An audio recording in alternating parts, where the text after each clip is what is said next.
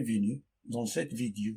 On va corriger le problème de l'examen national 2018, session de rattrapage, branche sciences expérimentales. Ce problème est composé de 3 parties. Voyons la première partie, qui nous dit soit j'ai la fonction définie sur l'intervalle 0 plus l'infini prévu de 0 par la fonction g de x est égal à x au cube moins 1 moins 2 logarithme népérien de x tout au carré plus 2 logarithme népérien de x. Question 1. Calculer g de 1.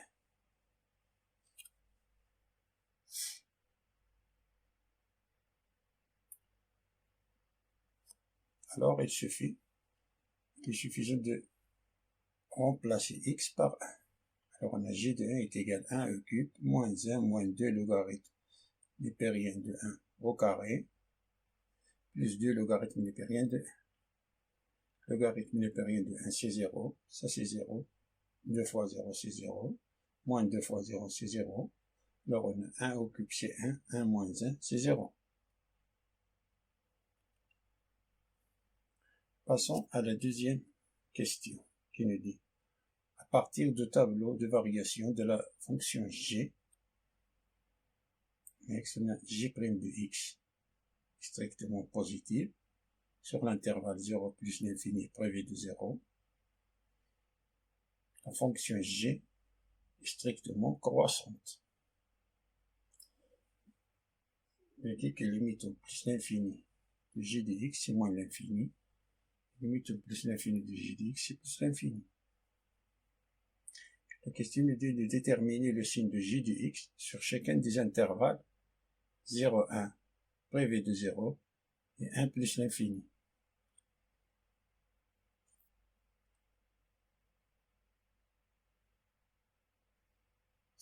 La fonction g est croissante dans le tableau 0 plus l'infini prévu de 0. C'est pas le tableau. Là, si x appartient à l'intervalle prévu de 0, 0, 1, ce qui veut dire que x est inférieur ou égal à 1. Ce qui veut dire, c'est qu'il va dire que g de x est inférieur ou égal à g de 1. On a fait entrer la fonction g, vers la fonction g dans l'intervalle 0, 1 est croissante. Ici 1 à peu près. Fonction est croissante. Alors, le signe inégalité ne change pas de sens. On a fait entrer la fonction g, comme elle est croissante, alors le sens de l'inégalité ne change pas. Alors g de x est inférieur ou égal à 0 sur l'intervalle 0, 1, prévu de 0.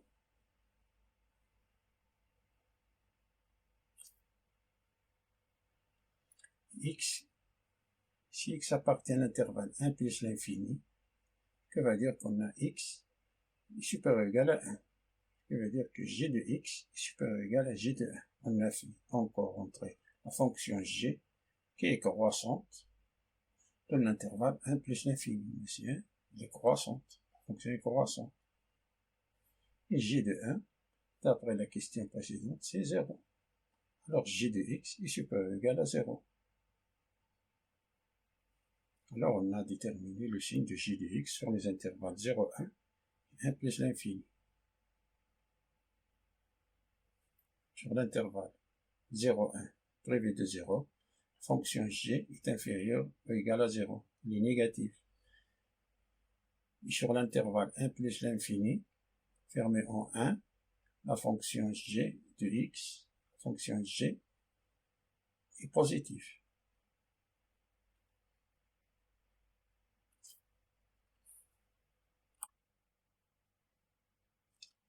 Dans la deuxième partie, on considère la fonction numérique f définie sur 0 plus l'infini prévu de 0 par f de x est égal à x moins 1 demi plus 1 sur 2x carré plus logarithme népérien de x sur x, tout divisé, tout à la puissance 2. Soit ci de f la courbe représentative de f dans un repère orthonormé OIG, unité 1 cm. Question 1, petit a. Vérifiez que limite de f de x quand x tend vers plus l'infini est égale à plus l'infini.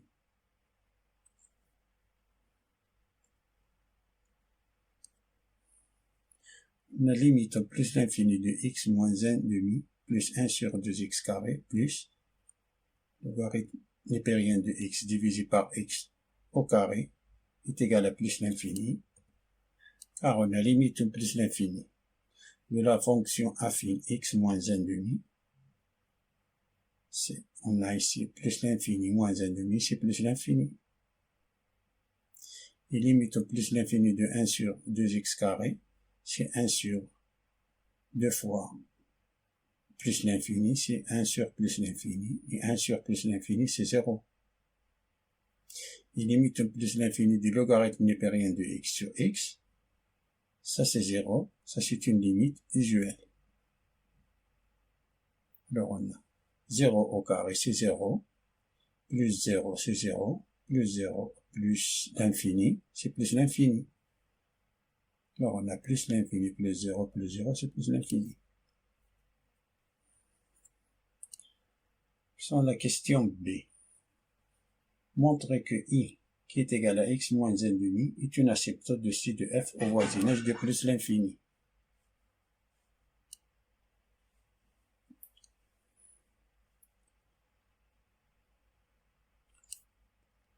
Pour que la droite D soit une asymptote de ci de f au voisinage de plus l'infini, graphiquement, ça veut dire que la courbe ci de f se rapproche de plus en plus près de l'asymptote, sans jamais la toucher. Que la distance qu'il y a entre l'asymptote et la courbe,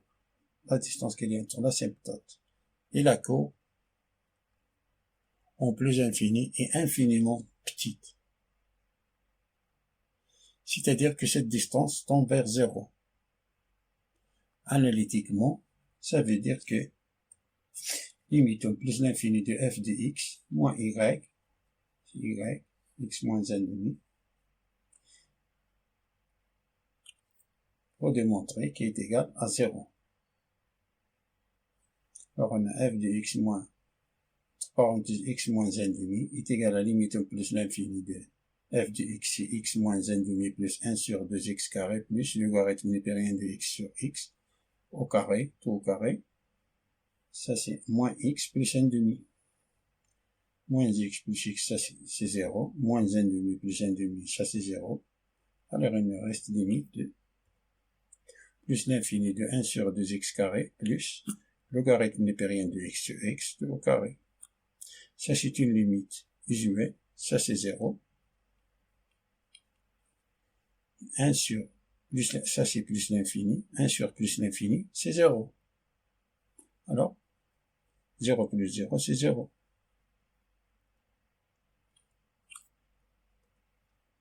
De la droite D, l'équation x moins 1 demi est une asymptote oblique du ci de f au voisinage de plus l'infini.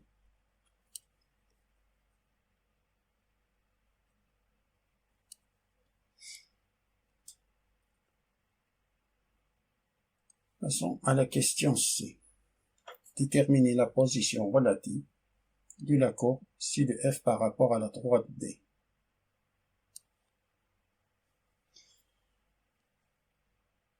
Pour cela, on calcule le signe de f de x moins y. On a f de x moins y est égal à x moins 1 demi plus 1 sur 2x carré plus logarithme népérien de x sur x au carré. Ça c'est f de x. Moins y, c'est x moins 1 demi, c'est-à-dire moins x plus 1 demi. Tout est égal à 1 sur 2x carré plus logarithme népérien de x sur x au carré. Ça, de x carré, c'est positif toujours pour tout x. Tout x appartient à R étoile. Tout x appartient à R étoile positive. Alors on a ça, c'est positif. Et le logarithme népérien de x sur x2 au carré est toujours positif. Alors, la somme de deux nombres positifs est strictement supérieure à 0. Pour tout x appartient à 0 plus l'infini privé de 0.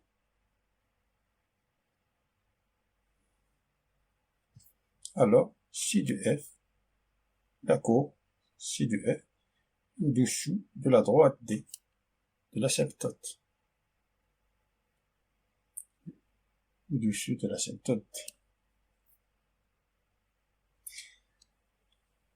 À la question 2. Montrer que limitant 0 plus de f de x est égal à plus l'infini. Interpréter le résultat géométriquement. On a limite plus l'infini de f de x est égal à plus l'infini. Car on a limitant 0 plus du logarithme népérien de x sur x carré est égal à limite quand x tend vers 0 plus l'infini du logarithme de x fois 1 sur x. Ça, logarithme de x, 0 plus ça, c'est moins l'infini. Et 1 sur 0 plus, ça c'est plus l'infini. Moins l'infini fois plus l'infini, c'est moins l'infini. Et moins l'infini au carré, c'est-à-dire moins l'infini fois moins l'infini, c'est plus l'infini. La limite en 0 plus de x moins 1 demi plus 1 sur 2x carré, ça c'est 0, moins 1 demi, ça on a ici, moins 1 demi. 1 sur 0 plus, x carré, 0 plus au carré, c'est 0 plus, 2 fois 0 plus, c'est 0 plus, 1 sur 0 plus, c'est plus l'infini. Plus l'infini moins 1 demi, c'est plus l'infini. Plus l'infini plus l'infini, c'est plus l'infini.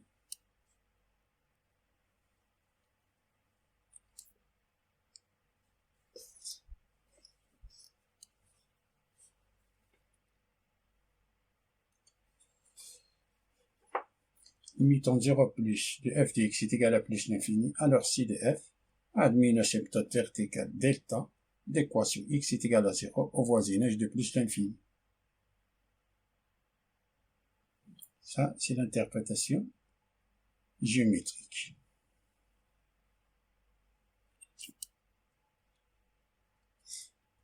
Passons à la question 3. Montrer que f' de x est égal à j de x sur x cube pour tout x appartienne à 0 plus l'infini, prévu de 0.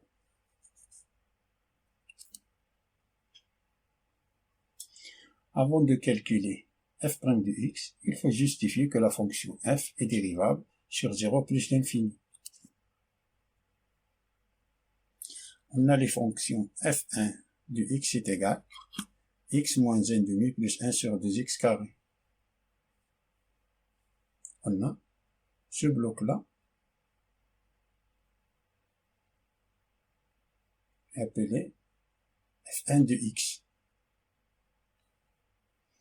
f de x, c'est logarithme népérien de x sur x. Ces deux fonctions sont dérivables sur 0 plus l'infini. On a le logarithme népérien de x est dérivable sur 0 plus l'infini, et la fonction 1 sur x est dérivable sur 1 sur plus l'infini. Eh bien, alors le produit est également dérivable sur 0 plus l'infini.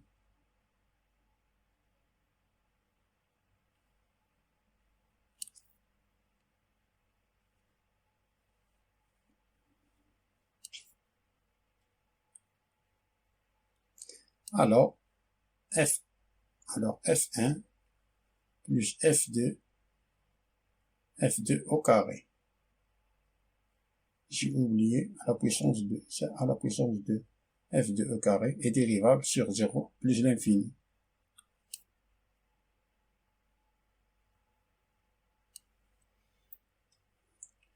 On rappelle quelques propriétés de la dérivée qu'on va utiliser dans cette question. On a f de x. Ça, c'est l'expression de f de x. Ce qui implique f' de x. La dérivée de x, c'est 1. Moins 1 demi, sa dérivée, ça, c'est 0. La dérivée d'une constante, c'est 0. Ça, c'est 1 demi fois x à la puissance moins 2. On applique cette formule-là. X à la puissance moins 2, c'est moins 2 sur x à la puissance 3. C'est moins 2, x à la puissance moins 3. En appliquant cette formule pour x à la puissance moins 2. C'est 1 demi fois x à la puissance moins 2. X à la puissance moins 2, c'est moins 2 fois x à la puissance moins 2 moins 1 fois 1. C'est moins 2, x à la puissance moins 3, c'est-à-dire moins 2 sur x à la puissance 3. Plus, là ici, on applique cette formule, celle-là. C'est les trois de ce cas-là. On a ces deux, appliquons la première, c'est 2 fois logarithme népérien de x sur x, fois f' du logarithme népérien de x sur x. Et la dérivée du logarithme népérien de x sur x, c'est la dérivée de la première du logarithme népérien de x, c'est 1 sur x, fois x, moins logarithme népérien de x, fois la dérivée de x, c'est 1. Tout sur x carré, qui est égal 1 moins 2i de c, si simplifie, c'est-à-dire on a plus fois moins 1, c'est moins, 1 sur x cube, plus 2 fois logarithme népérien de x sur x, ça c'est 1 sur x fois x, c'est 1, car on a x est différent de 0, c'est pour cela on a x divisé par x est égal à 1. On a c'est 1 moins logarithme népérien de x sur x carré.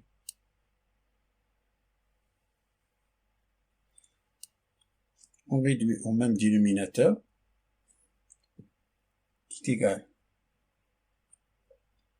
1, c'est x cube sur x cube, moins 1 sur x cube, plus 2 logarithme népérien de x, moins 2 logarithme népérien de x au carré, divisé par x fois x, c'est x fois x carré, c'est x cube. On rappelle que g de x est égal à x cube moins 1, moins 2, logarithme népérien au carré de 2x, plus 2 logarithme népérien de x, qui est égal à x cube moins 1, moins 2 logarithme népérien au carré de x, plus 2 logarithme népérien de x. Mais ici c'est moins, plus, divisé par x cube. Alors, le numérateur, c'est g de x, qui est égal à g de x sur x cube.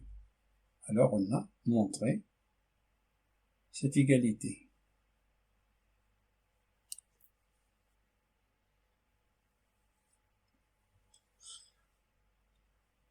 Passons à la question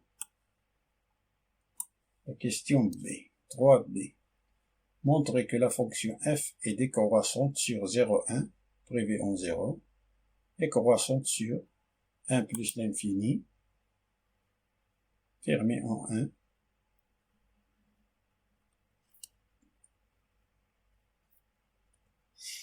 on a quel que soit x appartienne à 0 plus l'infini, on a f' de x est égal j de x sur x cube. Et quel que soit x appartienne à 0 plus l'infini, on a x cube strictement supérieur à 0.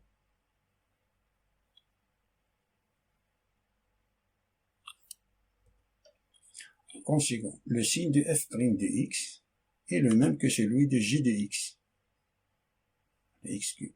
Ça, le dénominateur strictement positif. Alors le signe de f' de x est celui de g de x. D'après la première partie de l'exercice, on a démontré que si x appartient à l'intervalle 0,1, ouvert en 0, alors g de x est inférieur ou égal à 0.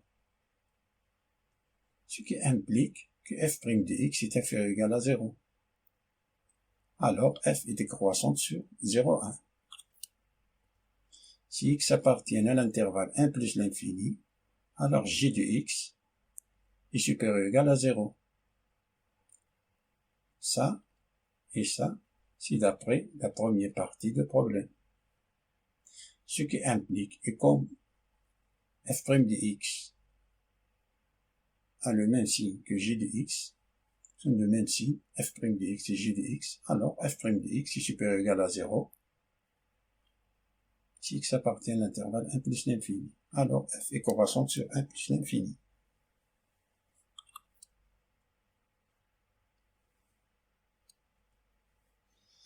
Alors la question C est de dresser le tableau de variation de la fonction f sur 0 plus l'infini. Alors on a, ça c'est le tableau de variation, on a trouvé que limite en 0 plus, c'est plus l'infini, et limite en plus l'infini de f de x, c'est plus l'infini, on a f' de x est négatif sur l'intervalle 0,1 et positif sur l'intervalle 1 plus l'infini, c'est-à-dire que la fonction qui est la courbe fonction f est décroissante sur l'intervalle 0,1, décroissante et croissante sur l'intervalle 1 plus l'infini.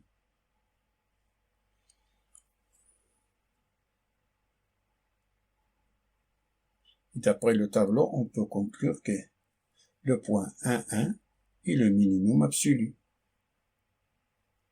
1, 1 est le minimum absolu. Comme on a f' de 1 est égal à 0, alors au point 1, 1, on a une tangente horizontale. L'équation I est égale à 1. f' de 1, f' de 1 est égal à 0. Nous, on a une tangente horizontale. L'équation I est égale à 1.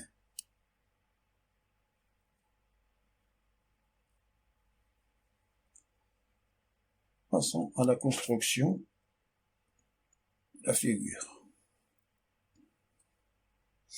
Voilà les étapes à suivre pour la construction de la graphique d'une fonction.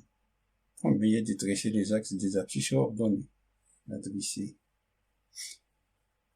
les axes des abscisses ordonnées.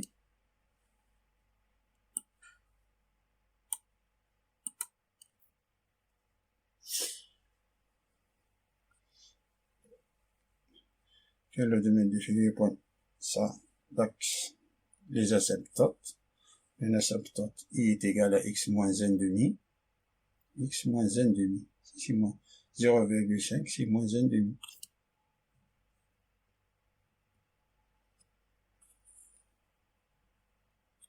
Voisinage, ça c'est une asymptote oblique à la courbe C de f au voisinage de plus l'infini. On a une asymptote verticale, c'est égal à 0, car on a limite en 0 plus, c'est plus l'infini.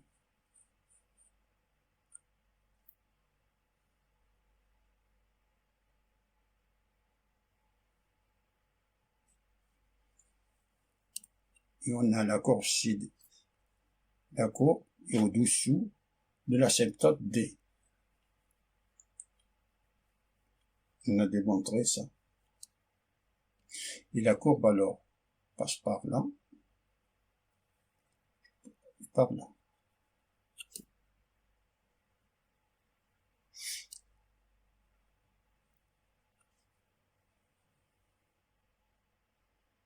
C'est le point minimum.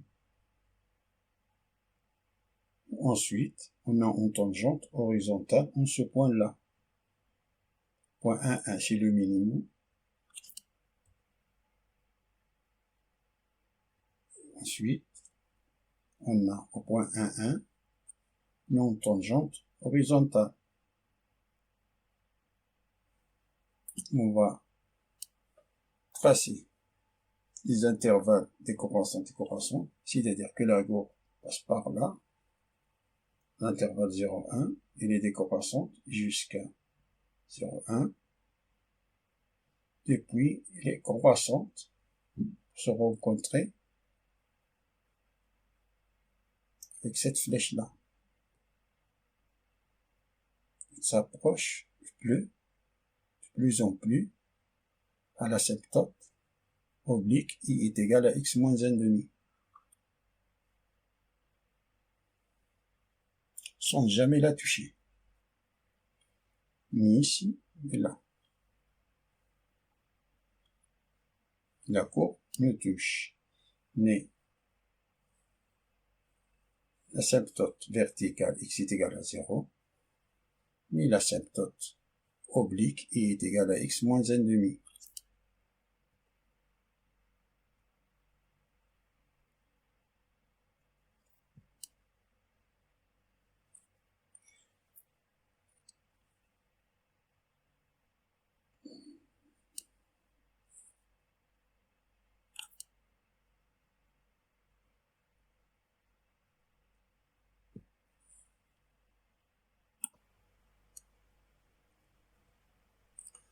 Passons à la troisième partie du problème, qui nous dit, on considère la fonction numérique h définie sur l'intervalle 0 plus l'infini prévu de 0 par h de x est égal à f de x moins x.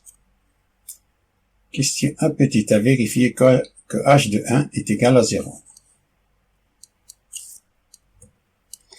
h de 1 est égal à f de 1 moins 1, qui est égal à 1 moins 1, voir le tableau de variation. f de 1, c'est 1. Ou bien, graphiquement, on peut déduire que h de 1 est égal à 0 d'après la graphique. La courbe coupe l'axe des abscisses en 1.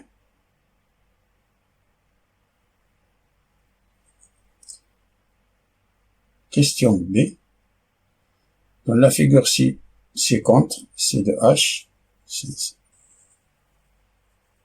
graphique, et la représentation graphique de la fonction h, déterminer le signe de h de x sur chacun des intervalles 0, 1 privé de 0 et 1 plus l'infini, fermé en 1. Puis on déduire que f de x est inférieur ou égal à x pour tout x appartient à l'intervalle 1 plus l'infini, fermé en 1.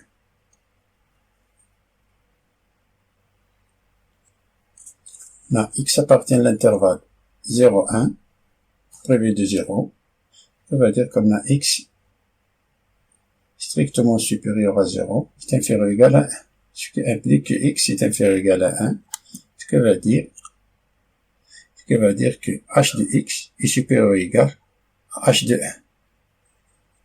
Car on a dans l'intervalle 0, 1, la fonction h est décroissante. On a fait entrer la fonction h, comme il est décroissante sur l'intervalle 0, 1, alors le sens de l'inégalité change. h de 1 est égal à 0, alors h de x est supérieur ou égal à 0. Sur l'intervalle 0, 1 privé de 0. Si x appartient à l'intervalle 1 plus l'infini, c'est qu'on va dire que x est supérieur ou égal à 1. Ce qui vaut que h de x est inférieur ou égal à h de 1. On a fait entrer la fonction h qui est décroissante sur l'intervalle 1 plus l'infini, alors on change le sens de l'inégalité. Ici, 1 plus l'infini, fonction h est décroissante. H de x est inférieur ou égal à 0 sur l'intervalle 1 plus l'infini. D'où, si x appartient à l'intervalle 1 plus l'infini, ce qui va dire que h de x est inférieur ou égal à 0. Après ça. Ce qui veut dire, on sait que h de x, c'est f de x, c'est f de x moins x. Ça veut dire que f de x moins x est inférieur ou égal à 0. Ce qui veut dire que f de x est inférieur ou égal à x pour tout x appartient à l'intervalle 1 plus l'infini. Alors on a démontré cette inégalité.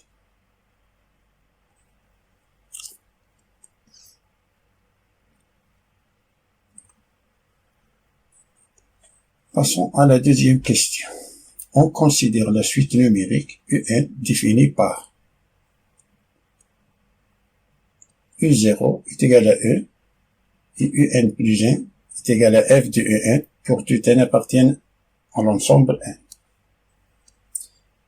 Question 1. Montrez par récurrence que UN est supérieur ou égal à 1 est inférieur ou égal à E pour tout n appartiennent à N.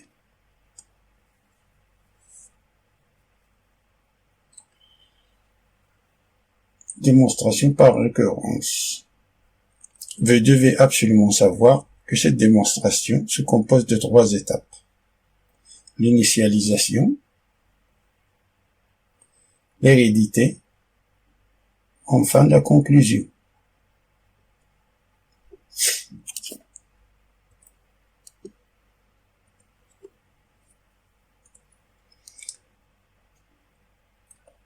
Pour l'initialisation, on prend le premier élément. Comme on a quel que soit n appartienne à n, alors le premier élément, c'est 0. On a pour n est égal à 0, on a u sub ou 0, c'est e. Et e est inférieur ou égal à e, supérieur ou égal à 1. Alors, elle vérifie cette inégalité, une équation. Alors, il est vrai que e est inférieur ou égal à e, supérieur ou égal à 1. Alors, l'initialisation est vérifiée. Passons à l'hérédité.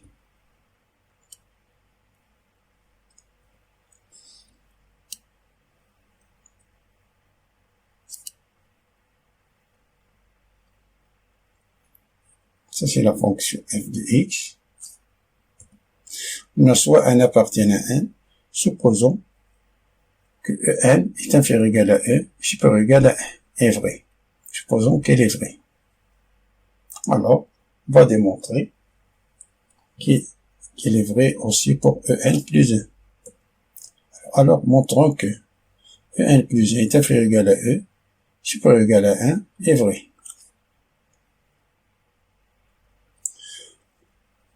On a par supposition qu'on a 1 est inférieur ou égal à e, n est inférieur ou égal à e. On a que f est croissante sur 1 plus l'infini. On fait la question 3b.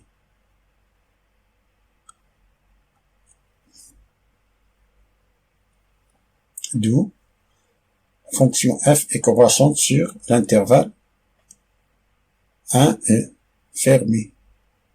Fermé à droite et à gauche. Alors, 1 qui est inférieur ou égal à e, n qui est inférieur ou égal à e, ce qui va dire que f de 1 est inférieur ou égal à f de en est inférieur ou égal à f de e, ce qui va dire que f de 1, c'est 1, f de en, c'est en plus 1,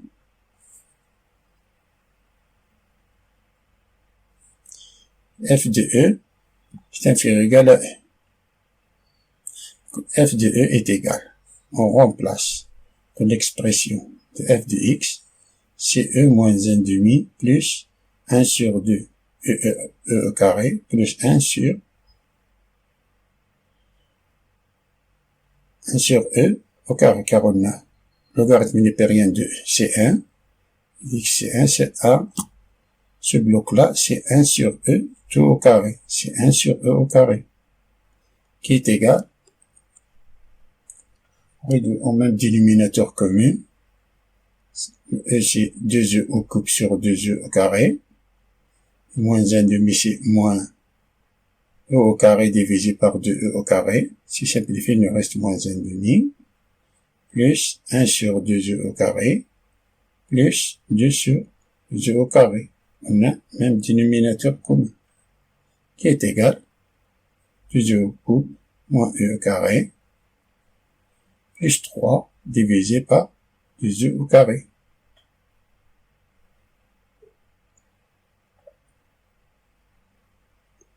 Qui est inférieur à E.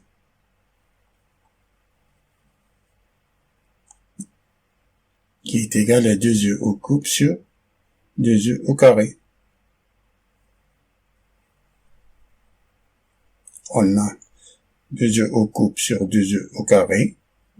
Ça, c'est ça. Et on a moins E au carré. C'est moins 2,7 au carré, plus 3. Ça, ce bloc-là, c'est négatif.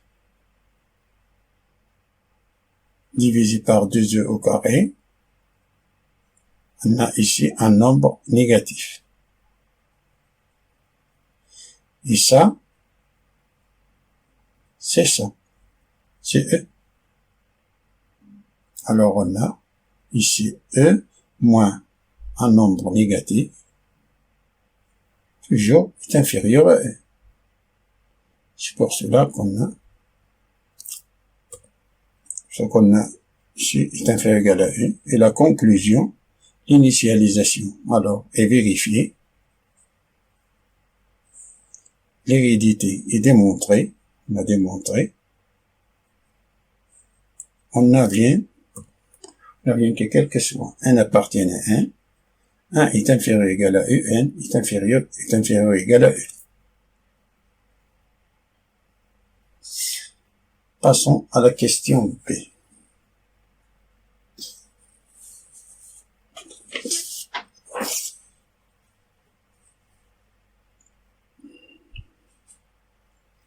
Montrer que la suite n est décroissante. On a f de x est inférieur ou égal à x pour tout x appartient à 1 plus l'infini. On va démontrer ici.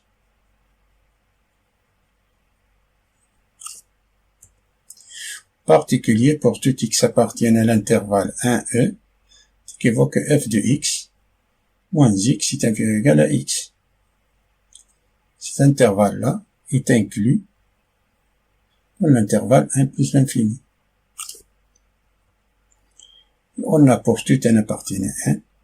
1 est inférieur ou égal à un est inférieur ou égal à u, qui va dire que un appartient à l'intervalle 1e. Alors on a f de un moins un est inférieur ou égal à 0. Que veut dire f de un? Si f de un, c'est un plus 1. Moins un est inférieur ou égal à 0. Alors, un est décroissante.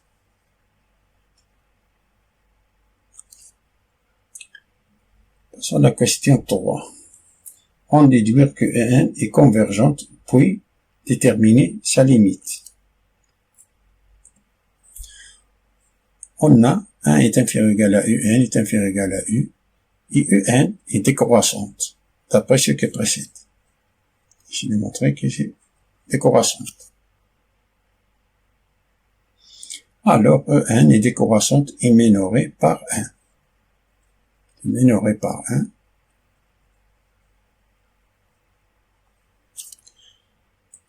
D'où E1 est convergente, car elle est décroissante et minorée par 1. Donc E1 est convergente.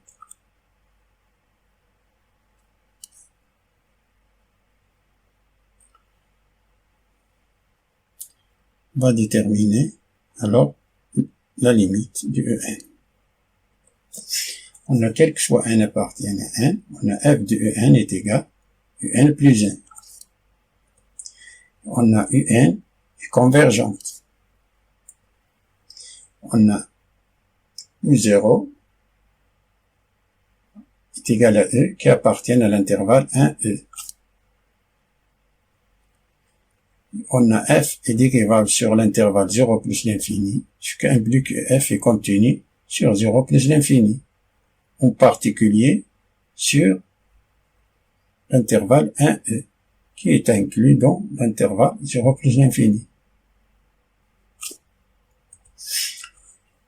F de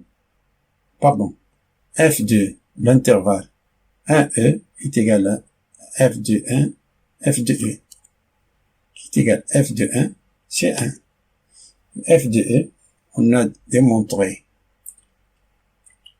dans la question 2a qui est inférieur à e. Alors, cet intervalle-là est inclus dans l'intervalle 1e.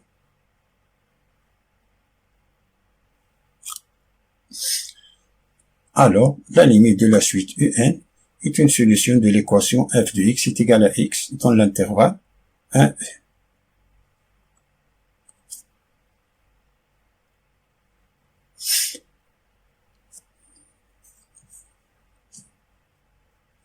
F de x est égal à x, c'est égal à que f de x moins x est égal à 0, ce qui veut dire que x est égal à 1, d'après la question 3 premier B.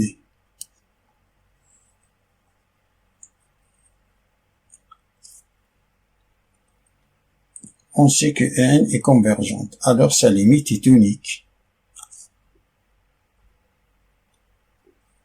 On rappelle que quel que soit n appartient à 1, si en est décroissante, alors en est inférieur ou égal à u0. Quel que soit n appartient à 1, si en est croissante, alors en est supérieur ou égal à u0. Si en est décroissante, alors n appartient à 1, alors n est supérieur ou égal à 0, ce qui veut dire que en est inférieur ou égal à u0, qui est égal à e. Ce qui veut dire que la limite de en est inférieure ou égal à e. Du limite de en est égal à 1. Et 1 appartient à l'intervalle 1. La limite de en, c'est 1.